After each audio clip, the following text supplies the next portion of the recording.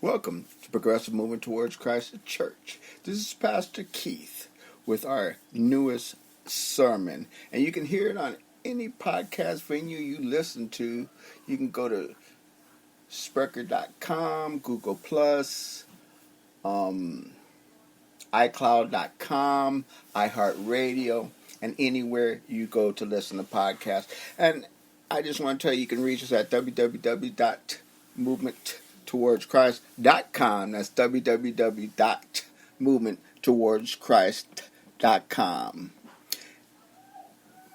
And our sermon today is going to be on the wrath of God and staying away from the wrath, because it is a powerful thing. And we'll be coming out of Lamentations 3, 1 through 9.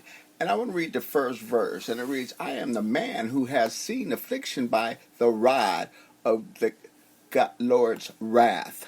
You have to understand, the Lord's wrath is a very powerful thing that happens to you when you step into darkness, when you walk in darkness, and when you side with Satan. His wrath can come at you anytime, any day.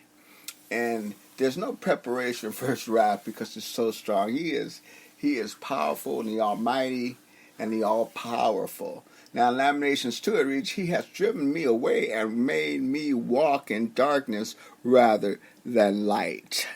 He has driven me away and made me walk in darkness rather than light. Walking in darkness is walking with the devil. You can't see anything but the devil coming at you. And darkness is a bad thing. There's no light. There's no light. There's none of God's light in the darkness. But there's always a door open for you. If you see a light in a door, you run through it, because you got to get away from Satan. And God didn't intend you to be with Satan, but intended us to be with him.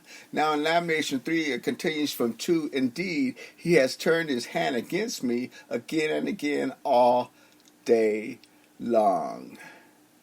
All day long. So once the wrath starts from God, it doesn't stop, because his judgment on you has already been done, and he pushes you away. You pushed away from him, but now his wrath is coming down on you. Whether it be now, whether it be in the future, or when you pass and stand in front of that narrow gate, he will set his wrath on you if you haven't learned to live with God, live in his word, and live the way he commanded us to live. Now in 4 he says, He has made my skin and my flesh grow old, and has broken my bones. Just think about it. If you're a healthy 35-year-old man or woman, God can turn your flesh into old, and he can break every bone in your body. Fear God. Live in his light. That's what the word is today. That his wrath is so powerful, you don't want it to come down on you. You don't want it to be you. You want his wrath. Well, you don't. As godly children, we don't want God's wrath to fall on anyone, but we can't stop it from falling on someone. But we sure can pray for them and have them learn what the Lord is all about. And that's the only way we can protect them from God's wrath, is by letting them see what God can give them and let them learn his word. Now in 5 it says, He has besieged me and surrounded me with bitterness and hardship. Just like when Job went through, it wasn't God that was doing it, but God was allowing the devil to surround Job with bitterness and hardship, making him lose everything, and him asking God, what have I done? Because he knew he hadn't done anything against God, because he was faithful. He was a faithful child of God. He was a favored child.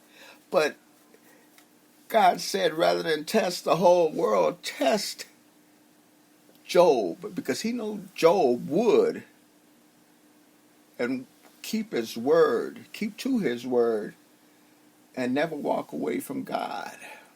Now in 6 it reads, he has made me dwell in darkness like those long dead. He made him live in darkness, just like those that are dead. He can't see because he's living in darkness. He's living with the devil. He's living in pain and anguish. And that's what God's wrath can do to you. In 7 it reads, he has walled me in so I cannot escape. He has weighed me down with chains. God's wrath is powerful. He set walls up so he could not escape. And he weighed him down with chains so he couldn't run anywhere. He couldn't do anything but live in the darkness, live with the bitterness, live with the anguish, live in hardship. And that's why we stay away from the darkness, so we don't have to be surrounded by this. Now in 80 reads, even when I cry out for help, he shuts out my prayer. Hey, his wrath, once he begins his wrath, it's there. You turned your back on him. You have shut him out. So when you pray, he won't hear your prayers until he feels that the judgment has been equal to the crime. That's why we have to walk with him. That's why we have to live with him. And that's why he is our God. And that's why we fear him. Now, in 9 it says, he has barred my way with blocks of stone. He has made my paths crooked.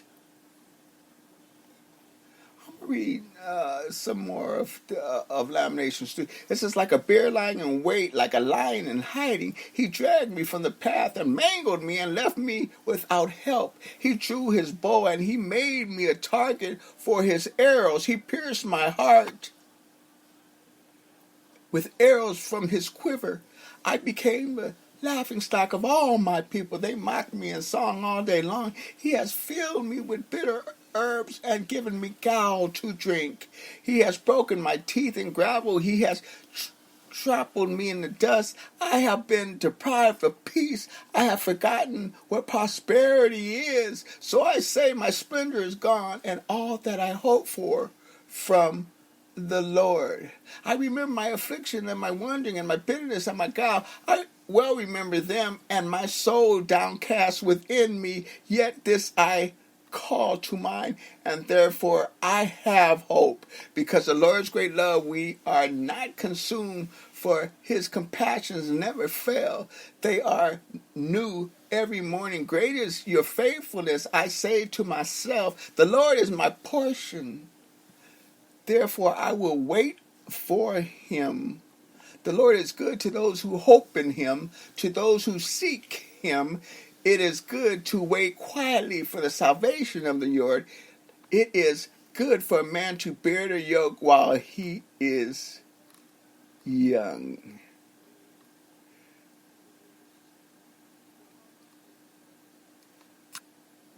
Let him not sit alone in silence, for the Lord has laid it on him. Let him bury his face in the dust. There may yet be hope. Let him offer his cheek to one who shall strike him, and let him be filled with disgrace. This isn't a pleasant thing. You are disgraced by everyone. And I just want to read 31 through 33. Powerful. It says, for no one is cast off by the Lord forever. Though he brings grief, he will show compassion, so great in his unfailing love, for he does not willingly bring affliction or grief to anyone. So if you ask for his help, ask for his salvation, he will bring you out of the darkness and back in his fold. He will not punish you forever. For God does not want to bring affliction to anyone. But it's like if you rob a bank, you deserve what the court gives you. If you kill someone, you deserve what the court gives you. If you do something evil and wrong, you deserve to be punished. You deserve God's wrath. That's why we stay away from the darkness, stay away from evil, stay away from sin, and stay away from everything that will cause you to blasphemize against the Lord. Blasphemy is a powerful sin, stopping the Lord's work. That's the worst thing you can do. Even though a sin is a sin is a sin, I can call God all the names I want to. But if I stop his works, if I stop somebody who's supposed to be learning his word, if I stop him from doing a glorified thing, if I stop him from giving my neighbor blessings, then I am stopping his work. Be faithful to the Lord. Be kind to your neighbors. Stay away from God's wrath. For God's wrath can even kill you, destroy you, and send you down to hell. And you don't want that. So I want you to spread this to your friends, your family, and your neighbors, and tell them, do not cause God to be angry with you. Do not do anything against his word. Do not do anything against his son, because his wrath will come down and come down hard. You remember that. This is Pastor Keith with another sermon, and I just wanted to thank you for listening and invite your family and friends, like us on Facebook, and I just want to say, stay away from God's wrath, stay in the light, and be kind to everyone that you meet, everyone that you greet. And you can reach us on any podcast venue you listen to, and you can hear us on and see our sermons and our podcasts on www.movementtowards.christ.com. That's www.movementtowards.christ.com. And this is Pastor Keith saying so long. Bless you and your family. Have a blessed life. And thank you for listening.